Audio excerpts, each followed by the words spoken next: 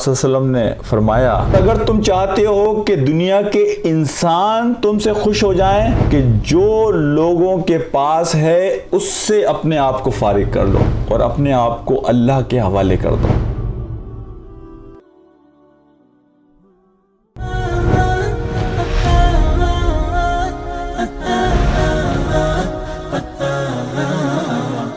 میں آج آپ کے سامنے ایک ایسا نسخہ پیش کرنا چاہتا ہوں نبی پاک صلی اللہ علیہ وسلم کی زندگی سے،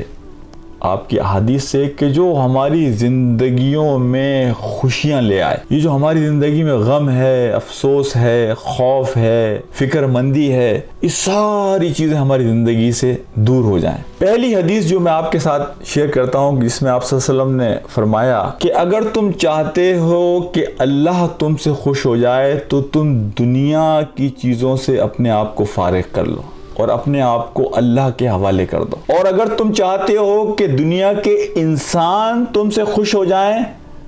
تو اس کا نسخہ یہ ہے کہ جو لوگوں کے پاس ہے اس سے اپنے آپ کو فارغ کر لو۔ لوگوں کے پاس جو مال ہے، جو مقام ہے، اس پر اپنی نظر نہ رکھو، اپنی نظر کو اس سے ہٹا لو، اس سے اپنے آپ کو فارغ کر لو، مغنی کر لو۔ میرے بھائیوں اور میرے عزیزوں اور میرے دوستوں، یہ کتنی بڑی بات ہے جو آپ صلی اللہ علیہ وسلم نے فرمائی۔ دوسری حدیث میں بیان کر پھر انشاءاللہ اس پر تھوڑی سی گفتگو کروں گا۔ آپ نے فرمایا دوسری حدیث میں صلی اللہ علیہ وسلم، یعنی وہ چیزیں جو لوگوں کے معاملات ہیں جس میں اس کا کوئی نہ لینا ہے نہ دینا ہے، ان چیزوں سے اپنے آپ کو دور رکھے، اپنے آپ کو الگ تھلگ رکھے، اپنے آپ کو غیر متعلق رکھے۔ وہ انگلش میں کہتے ہیں نا none of your business، کہ یہ کسی کا اگر کوئی معاملہ ہے تو اس میں آدمی کو خواہ کے لیے نوزی نہیں ہونا چاہیے، خواہ کے لیے انٹرفیئر نہیں کرنا چاہیے، خواہ کے لیے مداخلت نہیں کرنی چاہیے۔ اب آپ یہ دیکھیے ان دونوں حدیثوں میں کہ نبی پاک صلی اللہ علیہ وسلم نے کتنا بہترین نسخہ بتایا ہمیں۔ ہم پوری زندگی اس چکر میں لگا دیتے ہیں کہ ہم لوگوں کو کس طرح خوش کریں، کہ لوگ ہمیں کس طرح سے عزت کا مقام دیں، لوگ ہمیں کس طرح ایکنالج کریں۔ پوری زندگی ہم اسی فکر میں لگا دیتے ہیں اور اس کے لیے ہم حرام بھی کماتے ہیں، ہم غلط چیزیں بھی کرتے ہیں۔ اور بخدا میں آپ کو ایک بات بتاؤں کہ وہ لوگ جن کو خوش کرنے کے چکر میں، جن کو اپنے آپ کو ہم بڑا دکھانے کے چکر میں یہ سارے غلط کام کرتے ہیں، وہ اپنے دلوں میں ہم سے نفرت کرتے ہیں۔ وہ کبھی بھی ہمیں خوش دیکھ کر خوش نہیں ہوں گے۔ لہٰذا ہم اس چکر میں ہوتے ہیں کہ جی ہم ذرا لوگوں کو دکھائیں کہ ہم کتنے بڑے ہیں، ہم کتنے دولت مند ہیں، ہمارے پاس کتنا پیسہ ہے، ہمارے پاس کیا اسٹیٹس ہے، ہم کتنے ریسورسفل آدمی ہیں، ہم کتنے طاقتور آدمی ہیں۔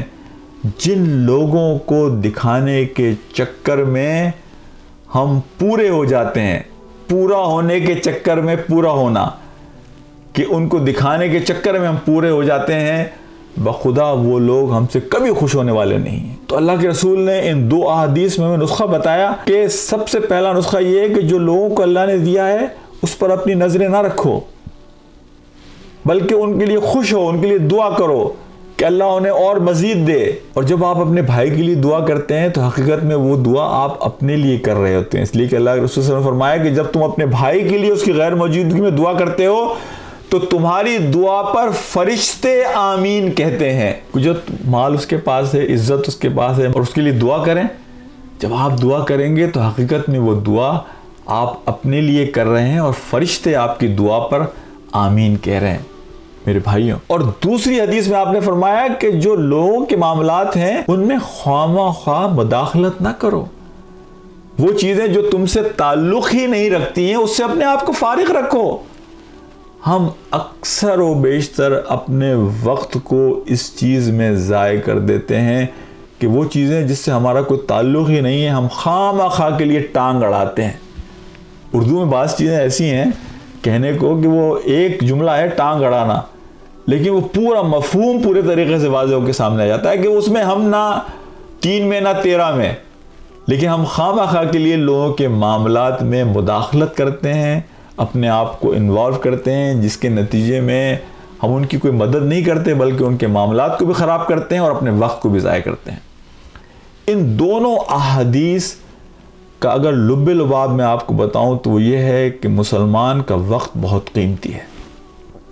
اور مسلمان ایک فوکسڈ انسان ہے کہ وہ اپنے وقت کو اپنے پیسے سے زیادہ قیمتی سمجھ کر استعمال کرتا ہے۔ وہ پیسے کو شاید ضائع کر دے لیکن وہ اپنے وقت کو ضائع کرنے کے لیے تیار نہیں ہوتا۔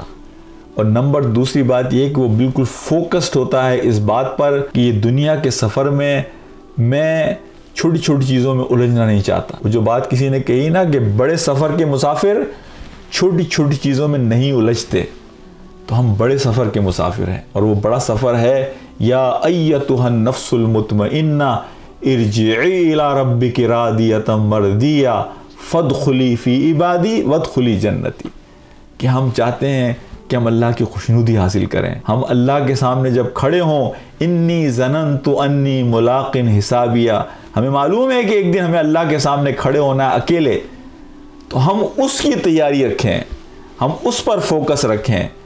کہ میں دنیا کے معاملات، دنیا کے وقت کو اس طرح استعمال کروں کہ میں اس دن اللہ کے حضور کامیاب ہو جاؤں، اس دن مجھے کوئی رسوائی نہ اٹھانا پڑے، اس دن کی رسوائی سے بچنے کے لیے میں اپنے وقت کو، اپنی صلاحیتوں کو